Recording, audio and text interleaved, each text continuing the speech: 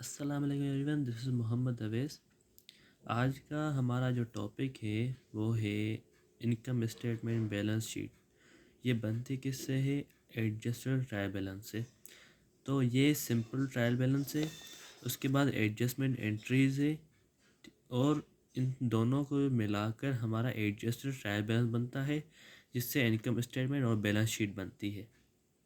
यानी कि आज हम सीखेंगे adjusted trial balance, income statement और balance sheet. So this is the problem and we are gonna solve it। जब हमें इस तरह ट्रायल बैलेंस दिया जाए तो सबसे पहले हमें करना क्या होता है कि इनको सीरीज़ वाइज सेट कर दें कि सबसे पहले अकाउंट कौन सा आएगा, उसके बाद कौन सा, उसके बाद कौन सा। यानी कि सबसे पहले करंट एसेट्स आते हैं, उसके बाद नॉन करंट एसेट्स है, उसके बाद हमारी लाइबिलिटीज़ है, उसके बाद ओनर्स इक्विटी, उसके बाद रेवेन्यू और आखिर में एक्सपेंसेस। सही है। तो सबसे पहले मैंने जिस तरह यहाँ किया हुआ है, नंबर 1 पर कैश, उसके बाद अकाउंट रिसीवेबल, और अकाउंट रिसीवेबल के बाद उसका जो कंट्रा अकाउंट है, यानी कि अकाउंट फॉर अनकलेक्टेबल या अलाउंस फॉर बेड डेट्स है, तो वो आएगा। ठीक है, तो इस तरह ये सीक्वेंस जो चलता आ रहा आता है। जिस तरह ये से हमारा एग्जांपल है, जैसे ये सीरीज़ है एसेट्स, उसमें करंट एसेट्स और and कंट्रा assets, non current assets and कंट्रा assets, उसके इक्विटीज़ में हमारी करंट लाइबिलिटीज़ के बाद नॉन करंट लाइबिलिटीज़ के बाद ओनर्स इक्विटी, आखिर उसके बाद रेवेन्यू एंड आखिर में एक्सपेंसेस। तो इस तरह हमें अपने ट्रायल बैलेंस को एडजस्ट करना होता है। तो इसी तरह हम इसको भी एडजस्ट करेंगे। इस तरह मैंने यहाँ बनाया है कैश, बैंक के, account receivable, machinery, building, accumulated depreciation building की, उसके बाद बिल्स रिसीवेबल, अकाउंट्स पे। इसकी जो सीरीज़ है बिल्स रिसीवेबल अकाउंट रिसीवेबल के बाद आएगा। ठीक है, क्योंकि बिल्स रिसीवेबल हमारे करंट एसेट्स में आते हैं और मशीनरी हमारे नॉन करंट एसेट्स में आते हैं। तो यहाँ कुछ सीरीज़ में ऊपर नीचे हो सकता है, ठीक है, मगर आप थोड़ा ख्याल रखिएगा। Accounts payable, bills payable, capital, sales and इस तरह हमारा जो आखिर में बैलेंस आया वो आया 459,900। और हमने डबल लाइन देकर इसे क्लोज कर दिया। अगर आप सिंगल लाइन देंगे आखिर में तो यानी कि ये क्लोज नहीं हुआ और आगे भी अकाउंट्स है, इसलिए ये लाजमी है कि हम आखिर में डबल लाइंस देकर उन अकाउंट्स को क्लोज कर दें, यानी कि ये हमारा अकाउंट यहाँ क्लोज है। उसके बाद आती है हमारी एडजस्टमेंट्स। यहाँ ये 4 एडजस्टिंग एंट्रीज दी गई है। Unpaid salaries 5000, prepaid rent and rates ₹500, merchandise inventory ending December 31 2008 की 26,000, और allowance for uncollectible 3% of accounts receivable. तो जैसा कि हम पहले एडजस्टमेंट सीख चुके हैं हमारे पिछले लेक्चर्स में, तो एडजस्टमेंट्स आपको आती होंगी, नहीं तो आप वो पिछले वीडियोस देख सकते हैं। तो सबसे पहले ये अनपेड सैलरीज, यानी कि सैलरीज एक्सपेंस 5000, और अनपेड सैलरीज यानी आर सैलरीज पेएबल 5000 क्रेडिट। उसके बाद prepaid rent and rates 500 and rents expense हमारे नहीं हुआ अभी तक 500। अब आप सोच रहे होंगे कि हमने यहाँ एक्सपेंस का अकाउंट क्यों नहीं बनाया। अगर आप यहाँ ट्रायल बैलेंस में देखेंगे तो रेट एंड रेट्स का अमाउंट कितना दिया गया है 1400, यानी कि ये हमारा एक्सपेंस है और ये हमारी प्रीपेड हमारी दी गई है। सही है। अब हमें इन दोनों को हम कट तो कर सकते हैं नहीं, ठीक है, तो अकाउंट किसका बनेगा? हमारे 500 का बनेगा। और जब एक्सपेंस हमारे क्रेडिट में हो जाएंगे तो यहाँ से वो माइनस हो जाएंगे, यानी कि हमारे एक्सपेंसेस कम हो जाएंगे, हमारा प्रीपेड बढ़ जाएगा, यानी कि ये दोनों बैलेंस हो जाएंगे। इसीलिए हमने बनाया प्रीपेड रेंट एंड रेट्स का 500 का अकाउंट। उसके बाद मर्चेंट इन्वेंट्री एंडिंग। तो एम आई की मर्चेंट इन्वेंट्री की एंट्री इस तरह बनती है। मर्चेंट इन्वेंट्री 26,000 डेबिट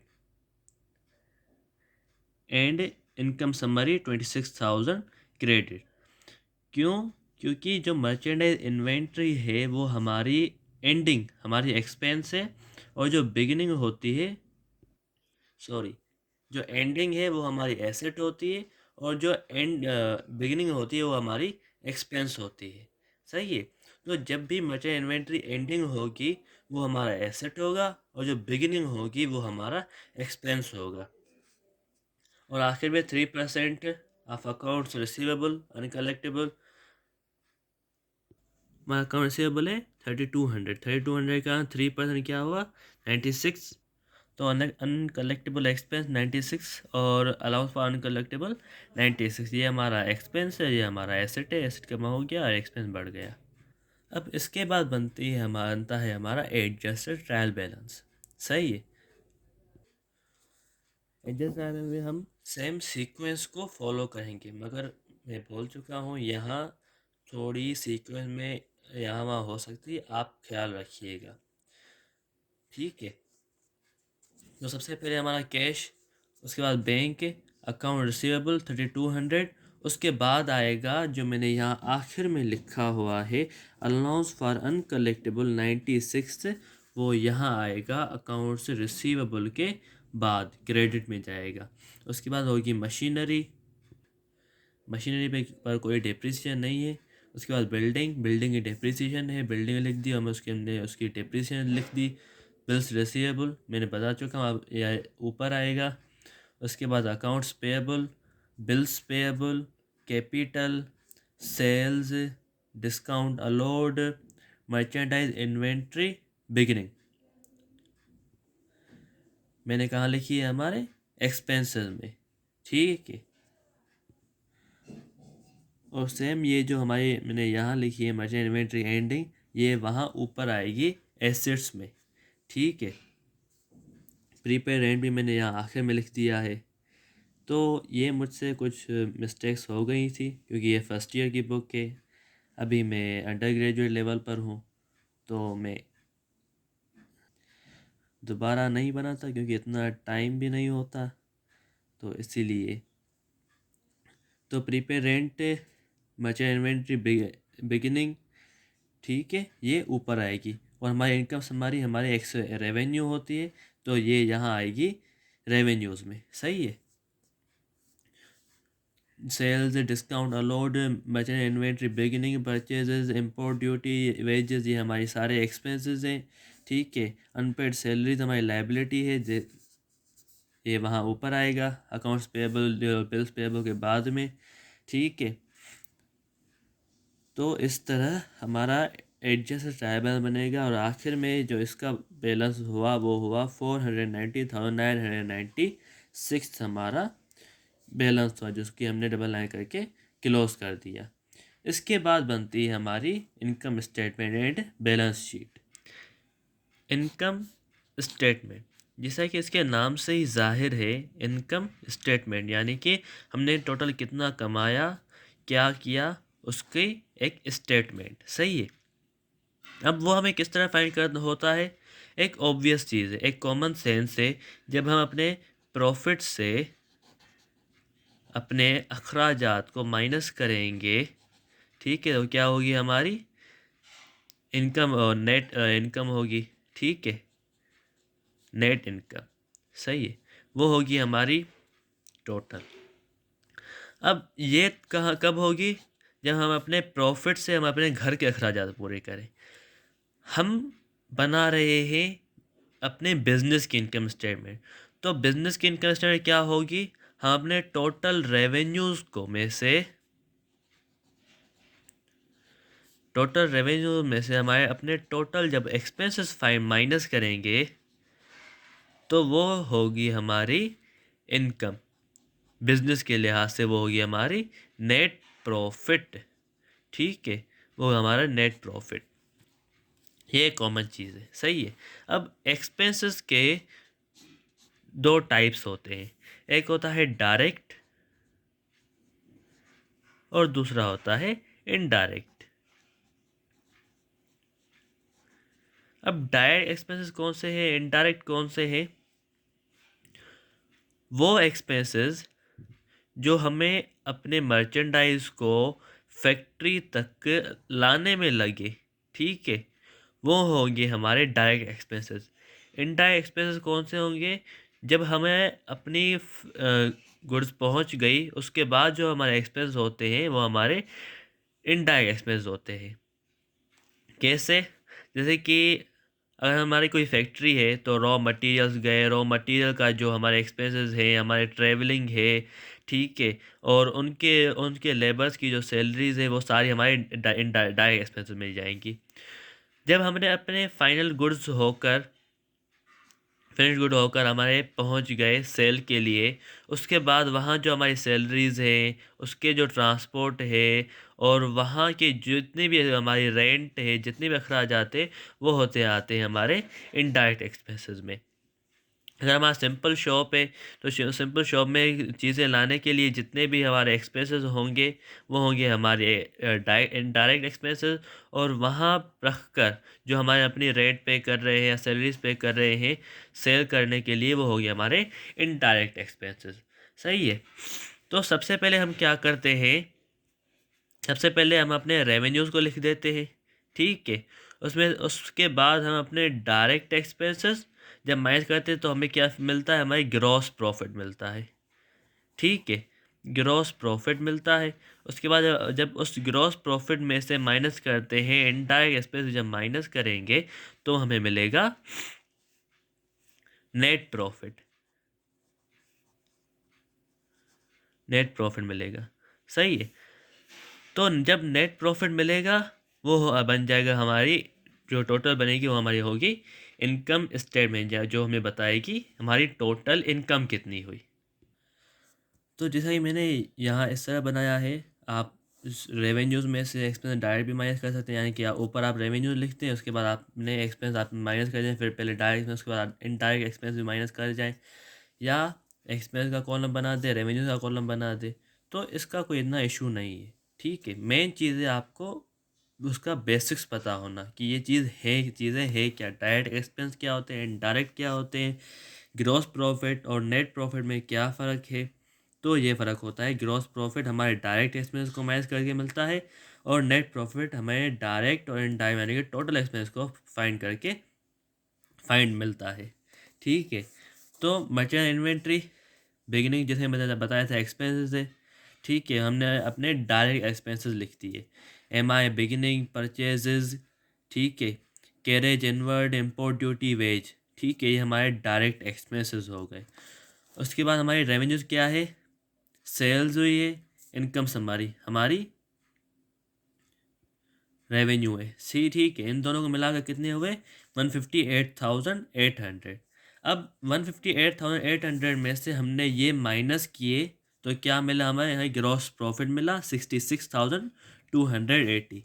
आप कैलकुलेट भी कर सकते हैं, आपकी मर्ज़ी है। अब हम ग्रॉस प्रॉफिट को हम बैलेंस करना होता है, क्योंकि अकाउंटिंग नाम ही बैलेंसेस का है, ठीक है। अब ग्रॉस प्रॉफिट को इसमें से जब प्लस ऐड कर देंगे तो हमें तो दोनों बैलेंस हो जाएंगे, 158,800। उसके बाद हमने क्या किया, अदर एक्सपेंसेस या इनडायरेक्ट एक्सपेंसेस को माइनस कर दिया। सैलरीज हो गई, रेंट एंड रेट से, insurance, repair, discount allowed, travelling expense, uncollectible expense, net profit, sorry uncollectible expense, ठीक है। ये हमने सब एक्सपेंसेस कर किए,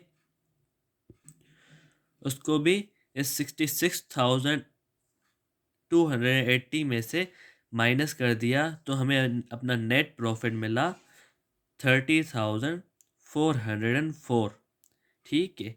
जो ग्रॉस प्रॉफिट हमारा 66,280 और नेट प्रॉफिट हमारा मिला 30,404, हमारा नेट प्रॉफिट हुआ। हमने नेट प्रॉफिट को यहाँ भी ऐड कर दिया ताकि हमें हमारा बैलेंस आ जाए, ठीक है। तो ये था हमारी इनकम स्टेटमेंट।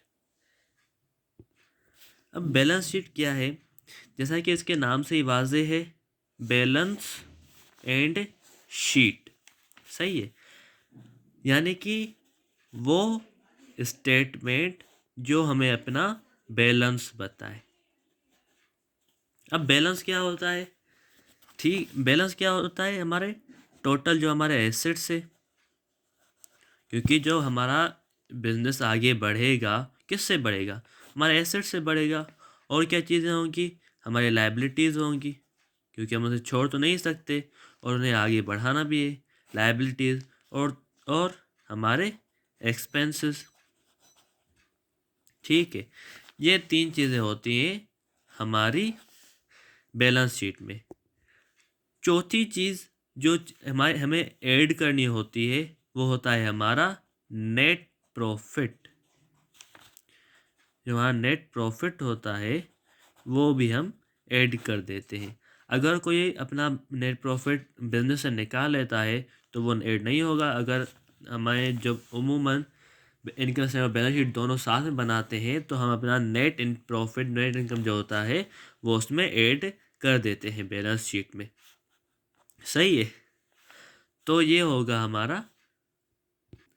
हमारी बैलेंस शीट। अब हमारे एसेट्स जो हम पहले ही पढ़ चुके हैं, अकाउंटिंग इक्वेशन जो सबसे पहला हमारा लेक्चर था।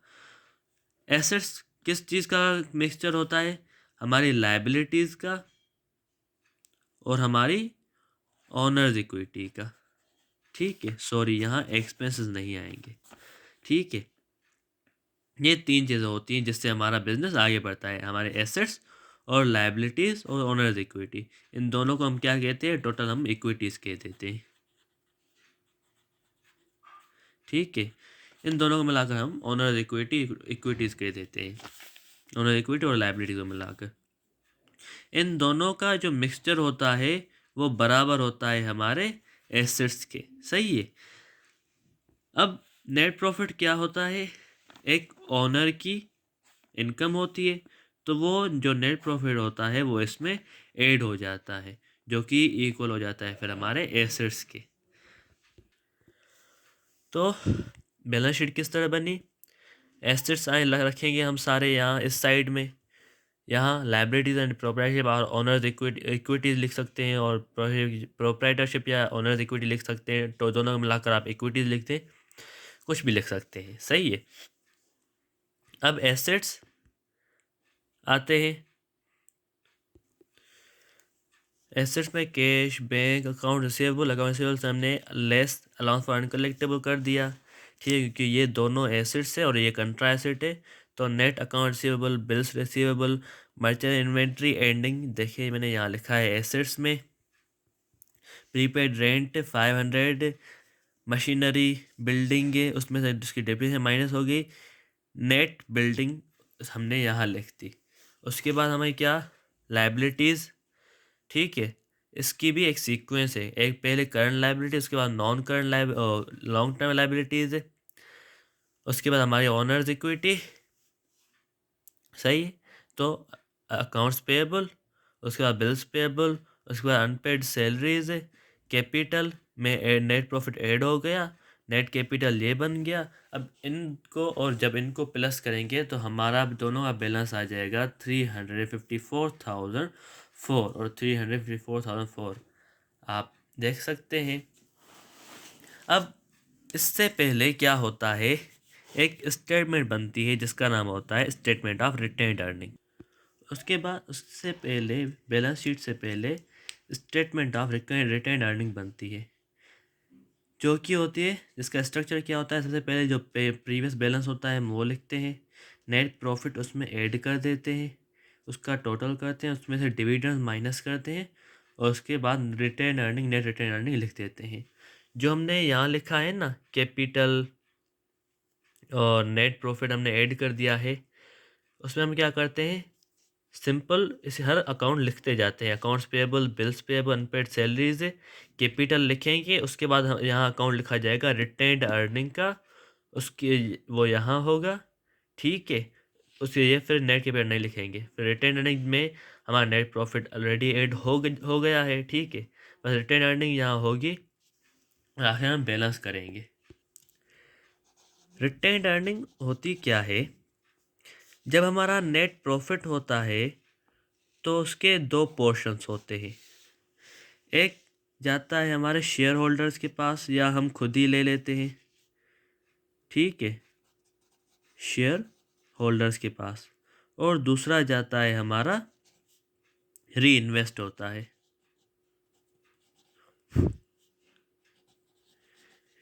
ठीक है, री इन्वेस्ट होता है। जो हिस्सा, जो पोर्शन हमारा जाता है शेयर होल्डर्स के पास, वो कहता है डिविडेंड। ठीक है, वो दिलाते हैं डिविडेंड्स। और जो री इन्वेस्ट होता है वो कहलाता है रिटेन्ड अर्निंग। यानी कि वो नेट प्रॉफिट जो हम री इन्वेस्ट कर रहे हैं वो कहलाता है रिटेन्ड अर्निंग। सही है, हमारे नेट प्रॉफिट के दो हिस्से होते हैं। तो ये था आज का हमारा लेक्चर। इंशाल्लाह नेक्स्ट लेक्चर में मिलेंगे, तब तक के लिए अल्लाह हाफिज़।